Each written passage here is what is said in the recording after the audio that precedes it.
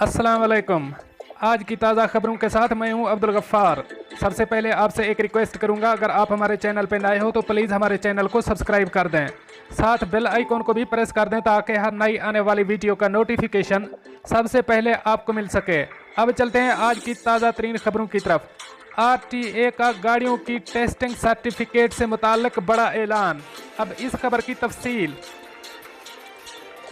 Dubai RTA ने गाड़ियों की टेस्टिंग से मुताल्लिक बड़ा ऐलान करते हुए हिदायत जारी की हैं कि अब गाड़ी टेस्टिंग सर्टिफिकेट ऑनलाइन वसूल की जा सकेंगी और कागजी सर्टिफिकेट की बजाय बतौर ईमेल इरसाल किया जाएगा।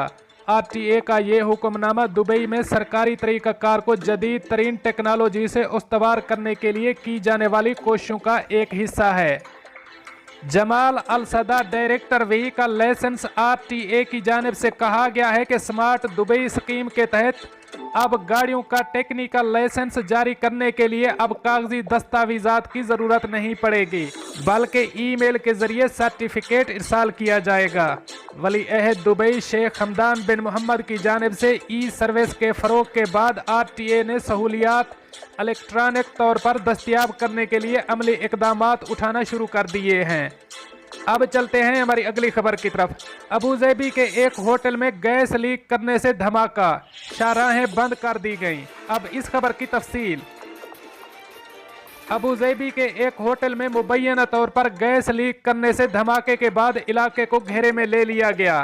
पुलिस के मुताबिक धमाका पीर के रोज़ अबूज़ेबी में राशिद बिन सईद रोड पर वाक़ एक इमारत में कायम फास्ट फूड रेस्टोरेंट में मुबैना तौर पर गैस लीक होने की वजह से हुआ। धमाके में जख्मी होने वालों को अस्पताल मुंतकिल कर दिया गया।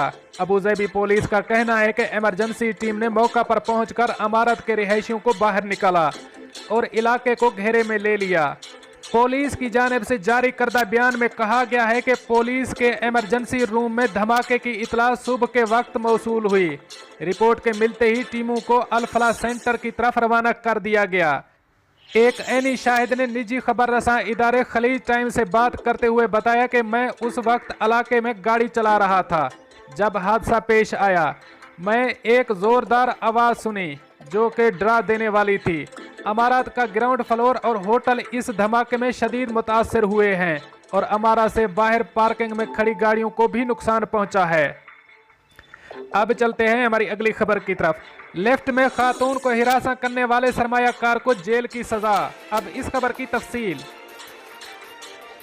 दुबई में मातहत अदालत ने एक सरमायाकार को खातून के साथ छेड़छाड़ करने के जुर्म में 3 माह कैद की सजा सुनाई है।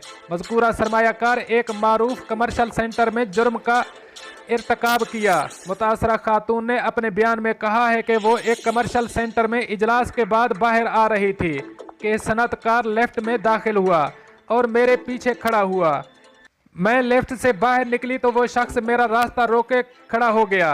खातून के मुताबिक जब मैंने इस शख्स से हरासत करने की शिकायत की तो वो अनजान बनने की कोशिश करने लगा। खातून ने कमर्शियल सेंटर की सिक्योरिटी और पुलिस को इतला दी। CCTV फुटेज में वाक़े की तस्दीक के बाद पुलिस ने 45 साला शख्स के खिलाफ मुकदमा दर्ज कर लिया। अदालत ने फरीकैन के दलाइल के बाद मुलजिम को सजा सुनाई। जेल की सजा गुजारने के बाद मुजरिम को मुल्क बदर कर दिया जाएगा। दोस्तों, खबरों को ख़त्म करने से पहले मैं आपसे माजरत करता हूं क्योंकि मेरी पिछली वीडियो में अनजाने में अबूज़ेबी की बजाय मैंने दुबई कह दिया, जिससे बहुत सारे दोस्त नाराज़ हुए हैं। हकीकतन ये एक वेबसाइट ने न्यूज़ शेयर की जो हमने अपलोड कर दी।